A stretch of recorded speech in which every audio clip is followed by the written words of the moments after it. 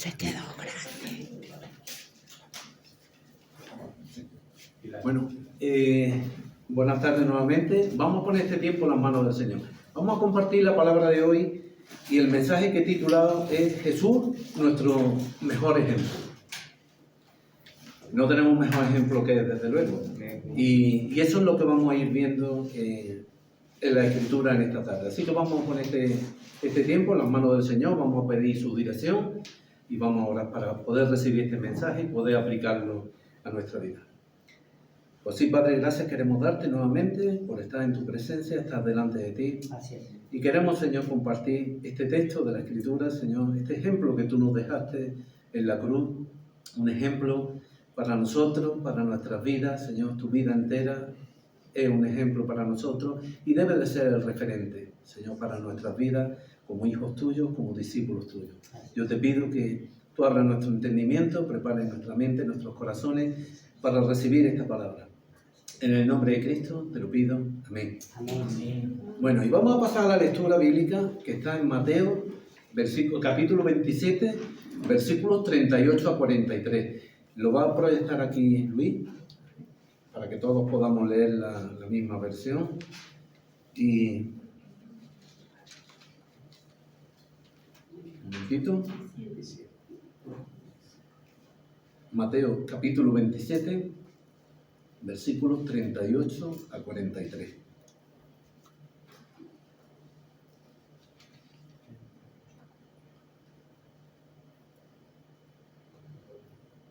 Ahí está. Bueno, pues voy a empezar a leer.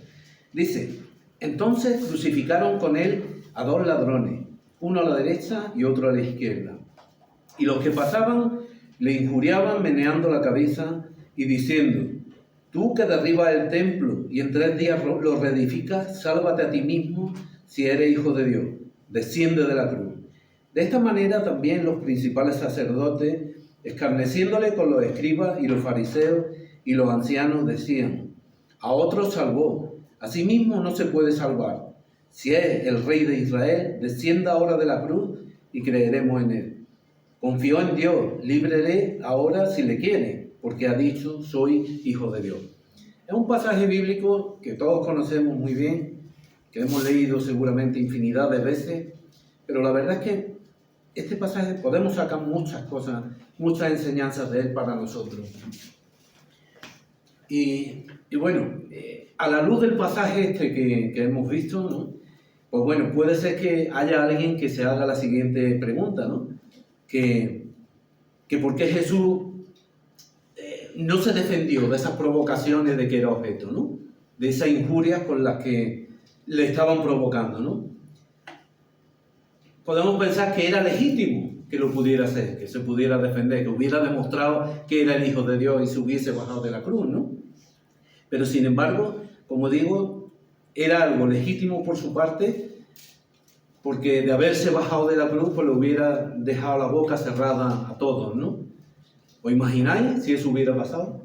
El impacto tan grande que hubiese tenido en esa multitud de personas que había allí delante, injuriándolo, provocándolo, diciéndole: si eres el Hijo de Dios, bájate, a otro salvó. Toda la serie de improperios que le decían, ¿no? La verdad es que, bueno, si lo llega a hacer, pues hubiese sido una situación impactante, ¿no? Pero tenemos que dar gracias a Dios de que no lo hiciera, como vamos a ver más adelante durante la predicación. En cambio nosotros, Jesús tuvo el temple suficiente para permanecer en esa cruz, aguantando los improperios, las provocaciones. Pero ¿cuántas cosas puede estropear el ser humano precisamente cuando responde a las provocaciones que recibe en el día a día, en nuestra vida en general, ¿no? La injuria que nos pueden lanzar, ¿no? Y que nos dejemos llevar por este tipo de ira, ¿no? Y podamos dar una respuesta, ¿no? Y la verdad es que cuando esto ocurre podemos caer en las redes precisamente de aquellos que nos provocan, que nos están injuriando, que nos retan, que nos desafían, que nos insultan, que nos desacreditan, cualquier cosa, ¿no? Buscando con eso precisamente que demos una respuesta inapropiada o que actuemos de una manera pues desproporcionada, ¿no? Una manera pues, bueno, desproporcionada con la situación. Y este tipo de respuesta, cuando la gente actúa así, responde a las provocaciones, pues la verdad es que en ocasiones, pues esto les puede servir como una arma arrojadiza para atacarnos, ¿no? Para decir, mira, vaya el cristiano, vaya, mira lo que me ha dicho, mira cómo... Ellos pueden decir lo que quieren, nuestros provocadores, pero nosotros no podemos defendernos. Por eso decía que Jesús tuvo mucho temple en esa cruz, ¿no? Y aguantó por nosotros, por amor a nosotros, ¿no? Y la verdad es que, bueno, cuando respondemos así de una manera desproporcionada y todo esto, pues la verdad es que podemos dañar nuestra propia imagen, ¿no? Y nuestro adversario pues, nos podrá echar en cara este comportamiento. En definitiva, podrá tener un motivo, una excusa con la que poder acusarnos de algo o hacernos daño, ¿no? Sobre todo, dañar nuestro prestigio y nuestra fe como creyentes, ¿no? Y la verdad es que cuando caemos en ese error, pues se cumple en cierta medida el objetivo de ese adversario, ¿no? Porque de alguna manera nos sometemos, o sea, estamos doblegándonos al propósito que ellos tienen, que es precisamente el que podamos saltar, el que actuemos así, ¿no? Y la verdad es que Jesús, por eso decía que era nuestro mejor ejemplo, cuando estaba en la cruz, recibiendo toda esa clase de injuria y de todo lo que recibió, Él permaneció allí en esa cruz. Él no tuvo que demostrarle a nadie que era el Hijo de Dios, puesto que lo era, y no tenía que demostrarlo. Es como cuando vamos a un juzgado. El juez no tiene que demostrarte con el diploma que es el juez, ¿no? O cuando vamos al médico, el médico no te tiene que enseñar su titulación, ¿no? Es algo que obviamente nosotros lo asumimos, ¿no? Y es algo que lo tenemos que tener claro, ¿no? Entonces, Jesús tenía claro que era el Hijo de Dios. No tenía que demostrarle a aquellos que no creían en Él que lo era, ¿no? No tenía que hacerle demostraciones de ningún tipo. Y nosotros, por ese motivo, tenemos que tener calma y la templanza suficiente, como hizo Jesús, para no perjudicarnos. Porque, a diferencia de nosotros, Jesús era sin pecado. Nosotros somos débiles y podemos pecar y podemos equivocarnos. Entonces, nosotros lo tenemos complicado y tenemos que cuidarnos porque en la mayoría de estas ocasiones que se nos pueden presentar, pues bueno, podemos caer en los lazos de nuestro adversario, ¿no? Y tenemos que tener cuidado. Entonces, es algo que, no sé, que tenemos que tener muy asumido. Pensad que hay personas que son profesionales del conflicto. Hay personas que verdaderamente son especialistas en provocar y a lo mejor físicamente no son nadie, no son Arnold Schwarzenegger con músculos por todos lados, pero son personas que saben sacar de sus casillas a cualquiera. Y mira, yo recuerdo un caso, como anécdota lo cuento, hace muchos años, yo vi una alteración de orden público en el hospital porque hubo un médico que fue a atender a un paciente y ese paciente no conocía a ese médico. Entonces se negaba a creer que fuera un profesional. Fíjate hasta de qué manera y a qué cosa más absurda puede llegar a la gente. Por eso ponía el ejemplo que cuando vamos a un médico, cuando nos subimos en un avión, no vamos a pedirle el carnet de conducir al piloto, ¿no? Entonces tenemos que asumir lo que hay, ¿no? Y precisamente tenemos que tener presente eso. Los disputadores de este siglo, la palabra de Dios habla y nos advierte sobre este tipo de personas y tenemos que tener cuidado con ellos porque pueden dañar nuestra imagen, nuestro testimonio, muchas cosas. Entonces tenemos que hacer a veces de tripas corazón, como se dice, para saber aguantar, ¿no? Como el Señor y no responder, no dar malas respuestas y tener la templanza suficiente, ¿no? Y la verdad es que si hay alguien en la historia experto y víctima de haber padecido este tipo de cosas, es Jesús, ¿no? Al cual, pues bueno, intentaron en muchas ocasiones, de muchas maneras, no solamente en la cruz, con estas provocaciones que hemos leído, sino a lo largo de su ministerio, ¿no? Aquí en la tierra, pues vemos cómo trataron de impedirlo, incluso de eliminarlo, porque la palabra de Dios nos dice que hubo alguna ocasión en la que incluso intentaron matarlo. Lo que pasa es que no lo llevaron a efecto hasta que no lo crucificaron. Y todo con el objetivo de que no cumpliera con su misión, ¿no? Y aquí en la tierra, pues bueno, el Padre precisamente lo envió para eso, para cumplir una misión, que muriera en la cruz por cada uno de nosotros. ¿Entendéis ahora por lo que no se bajó de la cruz? Seguramente que si en lugar de Jesús estamos nosotros crucificados, cuando empiecen a insultarnos, nos arrancamos los clavos y nos bajamos y discutimos con la gente. Pero Jesús no, Jesús se quedó allí. Y lo hizo precisamente en obediencia al Padre, ¿no? Que lo envió. Y lo envió precisamente con ese fin, con ese objetivo. Por tanto, no pensemos que la vida de Jesús aquí en la tierra, por el hecho de ser el Hijo de Dios, pues bueno, pensar que tuvo una vida fácil en alguna manera, ¿no? Tampoco pensar que lo único que vivió mal, bueno, es que los únicos años difíciles de Jesús fueron los 3 años del ministerio, ¿no? Y los otros 30 también fueron difíciles. Fueron difíciles, pensar un momento que Jesús no es solamente que no pecó durante su ministerio, sino que no pecó durante su vida, lo cual implica una lucha muy grande por su parte. O sea, que Jesús no vivió mal 3 años y el resto de su vida fue una balsa de aceite porque era el Hijo de Dios. No, no. Él estuvo luchando desde el primer momento. Mirad que la palabra de Dios nos dice que fue rechazado incluso desde el momento de su nacimiento, ¿no? Que dice que lo acostaron en un pesebre porque no había lugar para ellos en el mesón. También nos dice la palabra de Dios que tuvo que huir a Egipto con sus padres para que no lo mataran.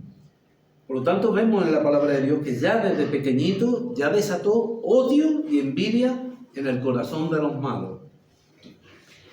Y vemos en la palabra de Dios que la vida de Jesús fue ejemplar en todos los sentidos. Y siempre tuvo una gran responsabilidad, no solamente durante los 3 años de ministerio, sino durante toda su vida aquí. Y eso a pesar de que muchos de los que lo escuchaban no creían. Pero también había muchos que lo conocían. También la Escritura nos dice, ¿no es este el hijo del carpintero? Cuando dicen eso era porque en cierta medida lo conocían de alguna manera, ¿no? Por eso digo que él no llevó una vida y un testimonio a escondido para que no le vieran los fallos. Su vida fue pública y él demostró que fue sin pecado y que fue una persona justa en sus 33 años de vida, ¿no? Entonces, podemos poner el versículo 38, Luis, que dice que entonces crucificaron con él a 2 ladrones, uno a la derecha y otro a la izquierda. Estos eran los compañeros en la cruz, ¿no? Mirad que dice a 2 ladrones, ¿no? Vamos a puntualizar un poquito sobre esto, ¿no? Y vemos también en el versículo que Jesús está en el centro de la escena, ¿no? Y es que Jesús, tanto en su vida como en su muerte, en su resurrección, es el centro de nuestro culto, el centro de nuestra fe. Nosotros no venimos aquí por las canciones que cantamos. Lo que nos trae aquí es la sangre que Cristo derramó por cada uno de nosotros, que nos hace su Hijo. No pensé, yo lo he dicho más de una vez, que lo importante para el Señor, lo que el Señor quiere de nosotros, lo más importante es no lo que nosotros le decimos sino lo que Él nos dice a nosotros en su palabra. Eso es lo importante para nosotros. Los demás son muestras de nuestro amor, de nuestra gratitud por lo que Jesús ha hecho en nuestra vida, ¿no? Entonces, vemos que Jesús es el centro en nuestro culto, el centro en esa crucifixión, ¿no? Y vemos que allí la imagen que irradia es una imagen superior, porque siempre la persona del centro, no sé, parece que tiene como un estigma de más autoridad, ¿no? Una imagen más, y Jesús está ahí en el centro de esa escena. Por ese motivo decimos que Cristo es el centro de nuestra fe, el centro de nuestra vida, que nuestro mensaje, cuando lo hablamos, cuando compartimos, es un mensaje cristocéntrico, donde Cristo es el centro. Es triste, hay muchas iglesias que el mensaje cristocéntrico lo están desplazando por un mensaje israeltrocéntrico. Le están dando la gloria a un pedazo de tierra que no tiene que ver nada con el Mesías que nos ha liberado, ¿no? Y la verdad es que la palabra de Dios nos dice en Gálatas 5:4, esto no está aquí, lo leo yo, nos dice precisamente que de Cristo os desligasteis los que por la ley os justificáis. O sea, que todos aquellos que se justifican por la ley, eso que predomina, el judaizante, que predomina en muchas iglesias, dice que se ha desligado de Cristo. Y si se desliga de Cristo, de la gracia habéis caído, dice este versículo de Gálatas.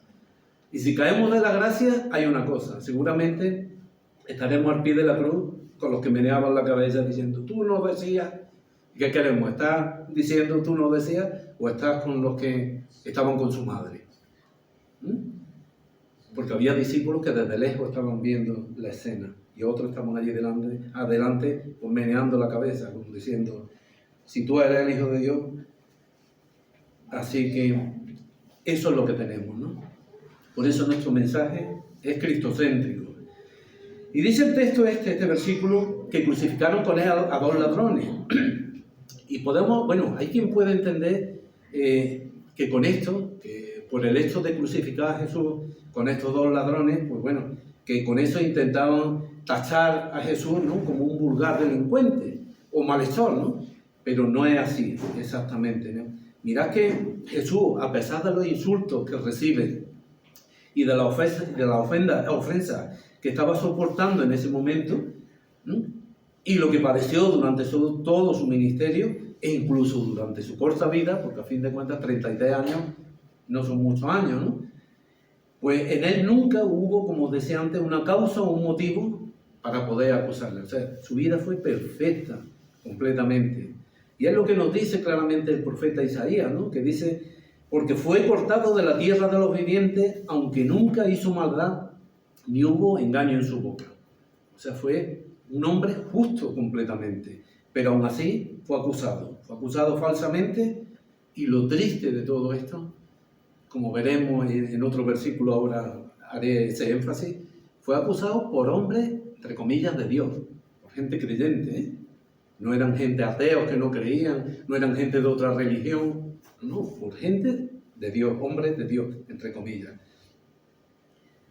Al extremo de que el propio Pilato, que no conocía a Jesús de nada en absoluto, sabía, porque nos lo revela la Escritura, ¿no?, que lo habían entregado por envidia. Eso nos dice la Escritura, ¿no? Y la oposición generada precisamente por esta élite religiosa, por estos hombres de Dios, escribas, fariseos, publicanos, intérpretes de la ley, sacerdotes, ancianos, toda esa oposición que le presentaban a Jesús era por envidia. Y le tenían envidia sencillamente porque era mejor que ellos. No lo envidiaban por otra cosa, sino por eso, porque era una persona perfecta. Aparte de que seguramente también envidiarían la obra del Padre que hacía, o sea, el sanar enfermos y los milagros que hacía. Pero era envidia lo que había en su enemigo.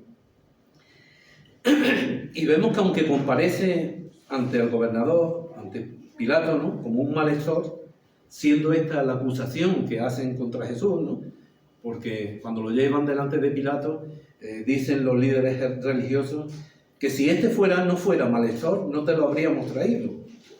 Y esa acusación, pues la verdad, que lo que significa es que Jesús dijo que era el rey de los judíos. No dijo otra cosa. Por eso digo que no pensemos que Jesús fue un delincuente para estar con otros delincuentes. También vamos a ver que los otros delincuentes no eran solamente ladrones. Entonces, eso es lo único cierto que había en la acusación. Que dijeron que Jesús dijo que era el rey de los judíos, el rey de Israel. Eso sí es cierto. Lo demás era todo mentira.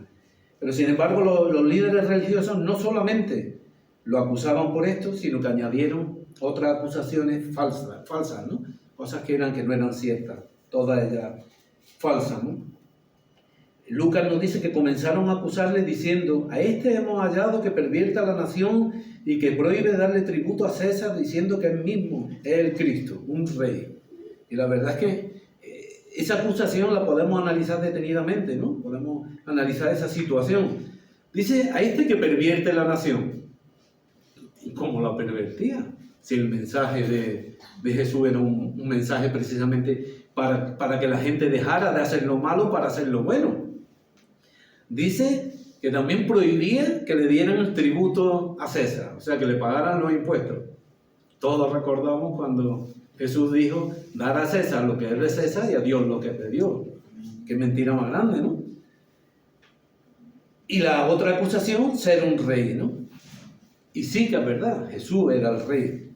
Pero hay algo interesante. Cuando lo llevan delante de Pilato, Pilato le pregunta: ¿eres tú el rey? Jesús le dice: ¿eso lo dices tú por ti mismo o es que te lo han dicho otros? O sea, con esto lo que trato de decir que Jesús nunca llegó a decir eso en ese sentido. Vamos, que la acusación era algo que partía de ellos mismos. Él dijo que sí, que era el Mesías, que era el Hijo del Hombre, todo esto. Pero lo que trato de decir que era algo que ya lo tenían en cuenta la gente, los mismos que lo estaban acusando. Que eran adjetivos que ellos estaban usando contra él y que ya lo usaban de antemano, ¿no? Entonces, cuando vemos aquí esto, en esta acusación, malhechor o delincuente, pues vemos que un malhechor o un delincuente es una persona que contraviene la ley, ¿no? Eso lo sabemos todos. Una persona, además de ladrón, puede ser autor de otros delitos o cómplice de otras cosas, ¿no? De otras cosas, además del robo. No solamente un ladrón, pues puede ser muchas cosas. Puede ser un sicario, por poner un ejemplo, un narcotraficante, aparte de ladrón. O sea, que puede tocar varias cosas, ¿no? Entonces, en la crucifixión precisamente se mencionan a dos ladrones, además de Jesús, ¿no? La causa, la sentencia de Jesús, estaba escrita por encima de su cabeza, rey de los judíos. Esa fue la acusación. Aunque no le gustó a la élite religiosa, pero esa fue la acusación, ¿no? La causa de los ladrones no estaba escrita. Ellos simplemente estaban crucificados, pero no se sabe lo que habían hecho. Pero seguramente habían cometido, además de ser ladrones, habían cometido un acto de mayor gravedad, ¿no? Y en esto, pues bueno, podemos ver, lo veremos ahora a continuación. Porque mirad, la autoridad romana, en aplicación del derecho romano, ¿no? Es decir, la manera que tenían ellos de impartir la justicia, no condenaban a nadie por ser crucificado por el hecho de robar. Por lo menos a los ciudadanos romanos no los crucificaban por eso. A lo mejor en el caso de ellos, que eran extranjeros, pudiera ser que le aplicaran esa pena tan severa, ¿no?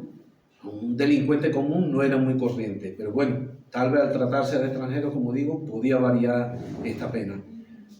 No obstante, parece un castigo demasiado desproporcionado precisamente para dos ladronzuelos, para dos personas ladronas, ¿no? Por lo que nos hace pensar lo que os decía antes, que además de ladrones fuesen otro tipo de delincuentes. O sea, que hubiesen cometido algo de mayor gravedad. Entonces, tenemos que recordar que en esos momentos en la cárcel se encontraba un tal Barrabás. ¿Os acordáis, no? Todos lo hemos leído. Nos dice la palabra, y tenían entonces un preso famoso llamado Barrabás. ¿Y por qué era famoso? ¿Era actor, cantante, futbolista? No, era famoso precisamente porque era un delincuente de cuidado. Nos dice la Escritura, y había uno que se llamaba Barrabás, preso con sus compañeros de motín, que había cometido homicidio en una revuelta. Entonces, si nos paramos un momentito a meditar, o sea, a un hombre que comete un homicidio en un motín, provoca un acto de sedición, un motín, una rebelión, una revuelta, ¿no? Ese lo dejo en la cárcel y crucifico a dos ladroncillos. Eso parece que no cuadra mucho. Pero nos dice el texto que estaba encerrado Barrabás con sus compañeros de motín, lo cual nos hace pensar que quizás esos dos ladrones eran participantes también de este motín. ¿Por qué estaban ellos y Barrabás no? Muy sencillo, el pueblo dijo que querían a Barrabás antes que a Cristo y le perdonaron la vida, es decir, lo indultaron. Por eso Barrabás no estaba allí clavado en la cruz, ¿no? Entonces, pero bueno, estos son minucias, no tiene simplemente para ver, ¿no? un poco lo que es la escena de... Vemos que Jesús en el momento juzgado, condenado, sentenciado, y los otros ladrones, lo mismo. Y Barrabás no, a Barrabás no. ¿Por qué? Por lo que estoy diciendo, el pueblo pidió que lo liberaran, ¿no? Nos dice Lucas, mas toda la multitud dio voces a una diciendo, fuera con este, en referencia a Jesús, y suéltanos a Barrabás. Y dice que Barrabás había sido echado en la cárcel por sedición en la ciudad y por un homicidio. O sea, que lo habían metido en la cárcel no por cualquier cosa, sino porque hizo un levantamiento contra el orden establecido y ocasionó una muerte, ¿no? Pero nos dice la Escritura que los líderes religiosos persuadieron al pueblo para que pidieran a Barrabás en lugar de a Cristo, ¿no? O sea, para que se salvase el homicida, el que había cometido el motín, en lugar de la persona que no había hecho nada, ¿no?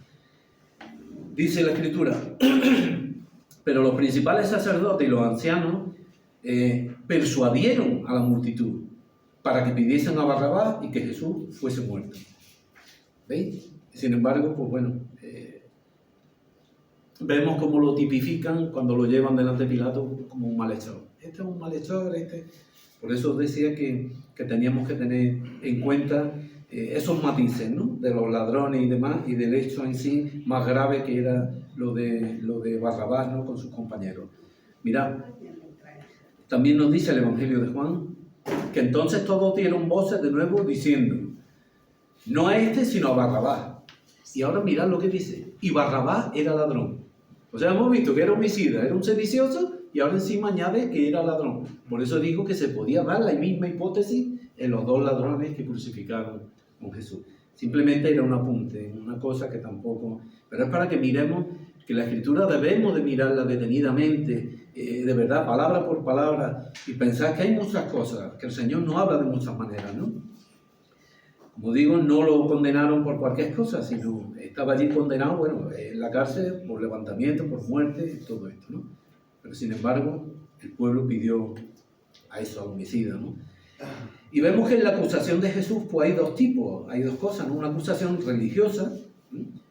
Al declararse hijo de Dios, ¿no? Es lo que alegan los sacerdotes, ¿no? Este que ha dicho que es el hijo de Dios, y eso era motivo más que suficiente para ellos, para presentarlo delante de la autoridad romana y que le aplicasen la pena capital, o sea, que lo mataron, y no ninguna otra cosa inferior, sino la más grande. O sea, ellos fueron a pedir la condena mayor que había, por haber dicho soy el Hijo de Dios. Y ellos pidieron para Jesús eso, crucifícale, crucifícale, todos sabemos la palabra.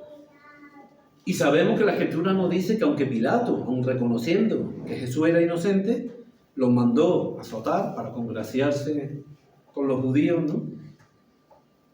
Pero vemos cómo los judíos pues, querían servirse de esta acusación sin fundamento legal, porque a los romanos que les importaba que una persona dijera soy el Hijo de Dios. ¿Qué delito, qué ley romana estaba contraviniendo? Ninguna, ¿no?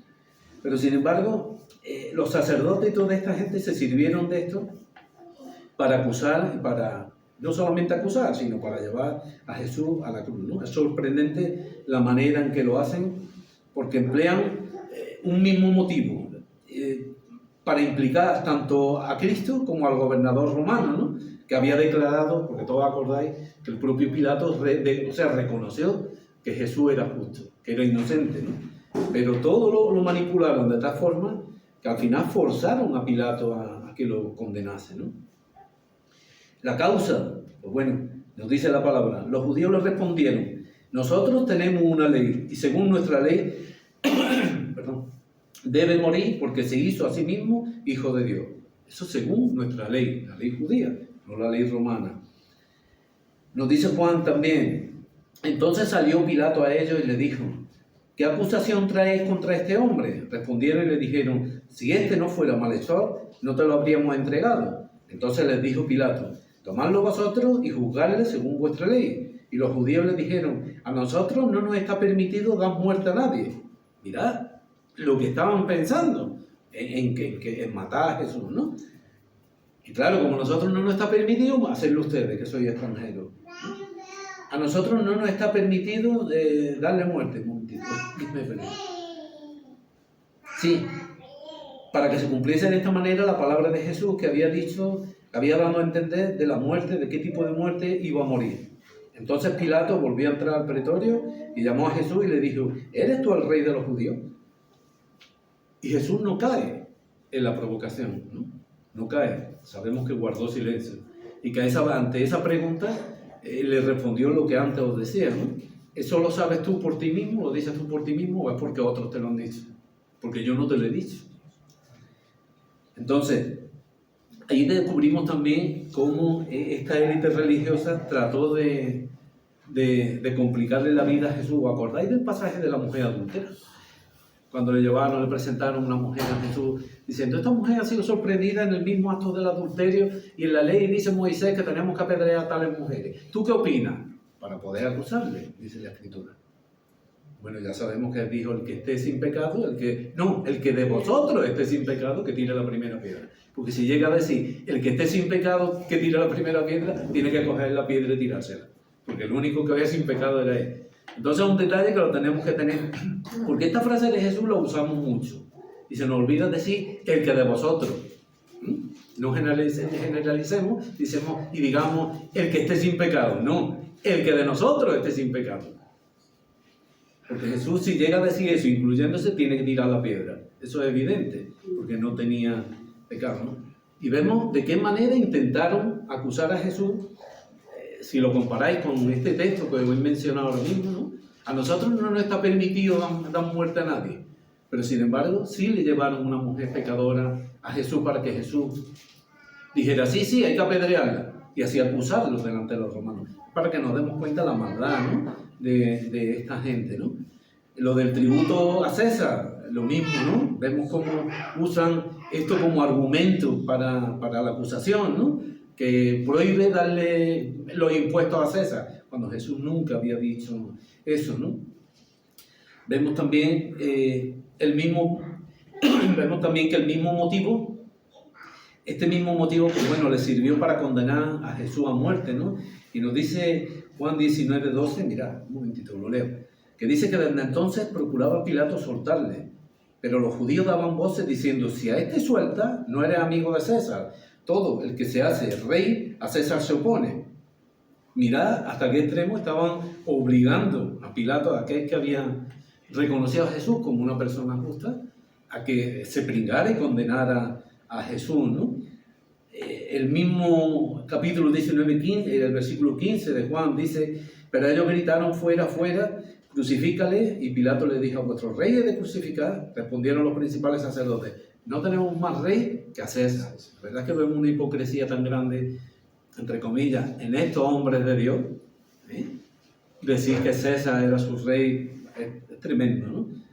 Puede ser el motivo que arguían, ¿no? Para condenar a Jesús. El versículo 39 nos dice, vamos rapidito, y los que pasaban le injuriaban meneando la cabeza. Y la verdad es que esto es triste, ¿no? Porque podemos hacernos la pregunta de cómo es posible, si lo habían alabado, ¿no? En la entrada triunfal de Jerusalén, como mencionaba Nelson la semana pasada, ¿no? O hace 2 semanas, que seguramente no todos los que la aclamaban eran creyentes. O puede ser que los que la aclamaban sí eran creyentes, pero los que estaban allí diciendo crucifícale, crucifícale, no tenían nada que ver con aquellos que recibieron a Jesús en la entrada de Jerusalén. No lo sabemos, ¿no? Tan solamente lo sabe Dios. Pero es triste, ¿no? Es triste que la gente al final, pues bueno, actuase de esta manera, ¿no? Y nos dice Juan 12:13, os lo leo, que tomaban ramas de palmera y salían a recibirle y clamaban, Hosana, bendito el que viene en el nombre del Señor, el Rey de Israel. O sea, estaban proclamando que Jesús era el Rey de Israel, ¿no? Y esto, pues bueno, era algo que enfadó mucho a la élite religiosa, porque le llegaron a decirle a Jesús, reprenda a tus discípulos por decirle esto, ¿no? Pero vemos que de nada sirvió eso, ¿no? También nos dice la palabra que tuvieron que resignarse, porque decía que los fariseos dijeron entre sí, ya veis, no conseguís nada, mirad cómo el mundo se va detrás de él. Y vemos que con la mentira, en ese momento no pudieron, pero hubo un momento en que ya acumularon tal cantidad de cosas, en que ya a través de esa mentira sí que lograron acusar a Jesús, ¿no? Entonces, pues, un momentito, que vea, sí. Y eso a pesar de que, bueno, cuánta gente había que había visto los grandes milagros, las grandes cosas que había hecho Jesús, ¿no? Sin embargo, estaban ahí pidiendo a Barrabás y ya está. Vamos a ver el versículo 40. No, lo mío es de faringitis, no. Dice el versículo 40. Y diciendo, tú que derribas el templo y en 3 días lo reedificas, sálvate si eres el Hijo de Dios, desciende de la cruz. Esta era una de las provocaciones que le hacían, ¿no? Y aquí, pues bueno, ellos estaban interpretando mal el mensaje de Jesús, porque Jesús sabemos que cuando hablaba del templo de su cuerpo, no del templo de la estructura aquella el lugar donde ellos se congregaban, ¿no? Y se ve que, bueno, que ellos no entendían bien las palabras de Jesús, ni entendían el mensaje profético, ¿no? Y la verdad es que este es el problema que muchas veces se le presenta a muchos cristianos cuando tocan a los profetas. Porque los profetas hablan cosas que son temporales, cosas que son a largo, a medio, a corto plazo, al tiempo presente. Hay cosas que son analogías, son cosas otras cosas que son terrenales, cosas que son celestiales, y tenemos que diferenciar cada cosa de esto, ¿no? Los dispensacionalistas están esperando que hagan un tercer templo en Jerusalén. Si vemos la palabra de Dios, vemos que el templo es Jesucristo. No hay que esperar otra cosa. Y el templo ya está ahí, reedificado, levantado al tercer día. Nos dice la palabra de Dios, el templo de su cuerpo, ¿no? Por eso digo que tenemos que saber diferenciar muy bien lo que nos dice la Escritura, ¿no? Porque muchas veces se puede interpretar mal lo que los profetas nos dicen. Hay cosas que la palabra de Dios nos lo revela, porque es que lo dice la misma palabra de Dios. Esto sucedió en los días del rey tal, y hay gente que espera esa profecía ahora. Pero hombre, si te estás diciendo que eso ya pasó, y es por eso, porque no se tienen presente esos pasos que tú he mencionado ahora mismo. Por eso tenemos que ser muy cuidadosos con la palabra de Dios. La prueba definitiva, precisamente, de que Jesús era el Hijo de Dios, se vio a los 3 días, ¿no? Cuando resucitó de entre los muertos, cuando su cuerpo muerto pues, fue restaurado, reconstruido, ¿no? Completamente. Mirad, Juan 10, 17, 18, nos lo voy a poner Luis, que lo tienes por ahí.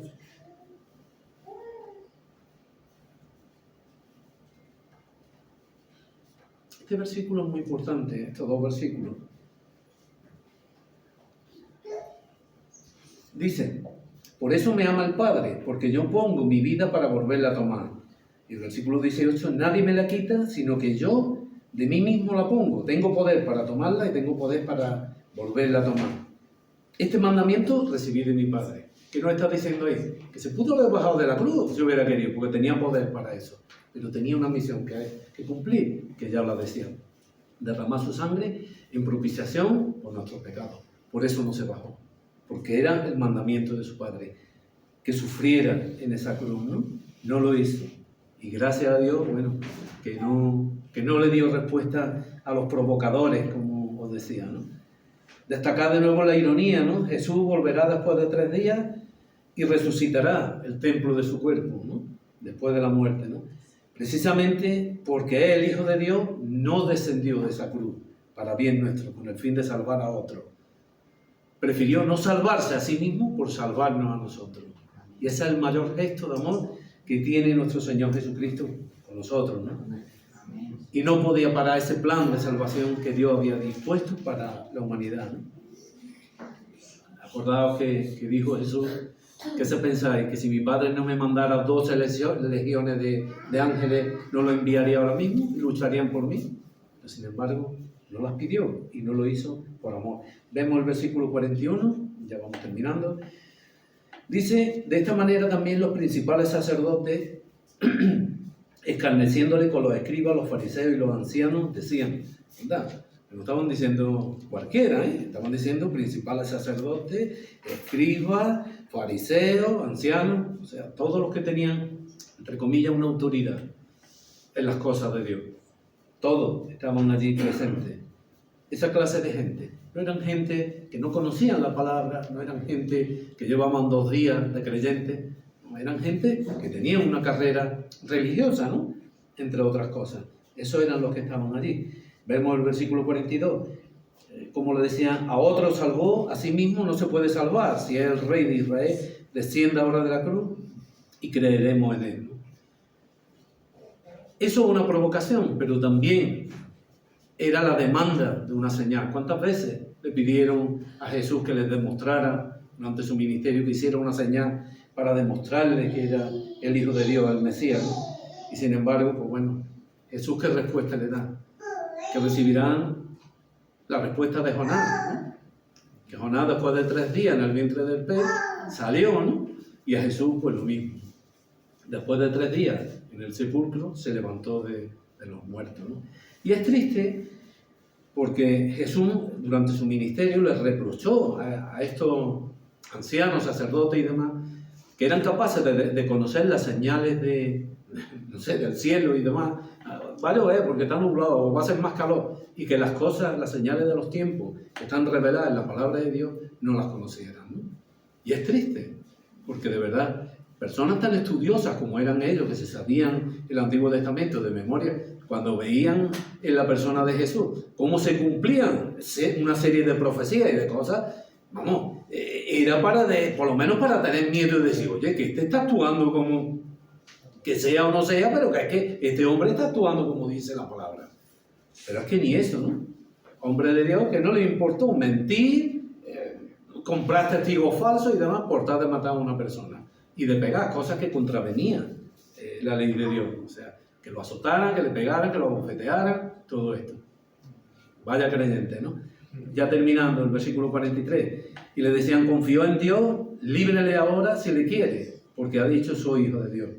Y no se dan cuenta, como decía, que sin querer estaban mencionando el Salmo 22:8, ¿no? Ignorando, bueno, que con esa predicción del Salmo, ¿no?, sobre la liberación que Dios le daría al sufriente, ¿no?, en este caso a su hijo, que es lo que recoge ese Salmo, ¿no? Y Jesús, pues bueno, sabemos lo que hizo Jesús en la cruz, encomendarse a su Padre, y vemos la respuesta de su Padre. La respuesta quedó clara: resucitó al tercer día. ¿Por qué os decía, ya termino, el título de la predicación, Jesús nuestro mejor ejemplo? Porque la verdad es nuestro mejor ejemplo. Pero lamentablemente muchas veces ponemos nuestra mirada en personas, en pastores y demás. No estoy diciendo que no le debamos la autoridad ni el respeto debido, ¿no? Pero que no lo elevemos más allá de lo que tenemos. Nuestro referente es Cristo. Y es triste, de verdad. Yo lo he dicho, esto lo he compartido en muchas predicaciones, no es nuevo, algunos lo habrán escuchado. Yo en los años que llevo de creyente nunca he escuchado a nadie decir me gustaría parecerme a Cristo, me gustaría parecerme a Jesús. Ahora decir me gustaría parecerme, no sé, a Paul Wasser, por poner a alguien así más notorio, a Miguel Núñez, al cantante no sé cuál, a los de la Ibri, a Jonathan Jerez. Eso seguramente que nos gustaría, pero parecernos a Cristo nunca lo he escuchado. Y es triste. Y si todavía hay alguien que a lo mejor diga, bueno, sí, a mí me gustaría parecerme a Cristo, a lo mejor para hacer milagros, pero al Cristo sufriente te gustaría parecerte, ese es nuestro mejor ejemplo. Vamos a orar.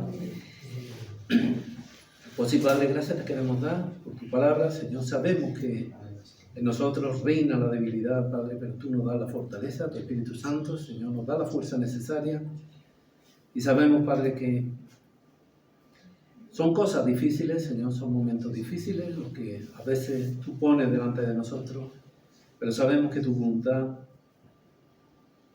es esa en algunas ocasiones y debemos aceptar, Señor, eso en nuestras vidas. Y te pido, Señor, que tú nos prepares, Padre. Vivimos tiempos difíciles, tiempos, Señor, que tal vez no lleguemos al extremo de ser clavados en una cruz, pero en nuestro día a día sufrimos rechazos, sufrimos una serie de improperios por nuestra fe, Señor. Persecución a nuestros hijos en el sentido de no tener amigos, estar discriminados en los colegios, con nosotros igual, en los trabajos, burlas, risas. Señor, yo te pido que tú nos ayudes, que cualquiera que sea la situación, podamos guardar tu testimonio y ser el ejemplo para los demás que tú quieres, puestos los ojos en ti. En el nombre de Cristo te lo pedimos. Amén. Amén. Bueno, porque el Señor bendiga. Amén.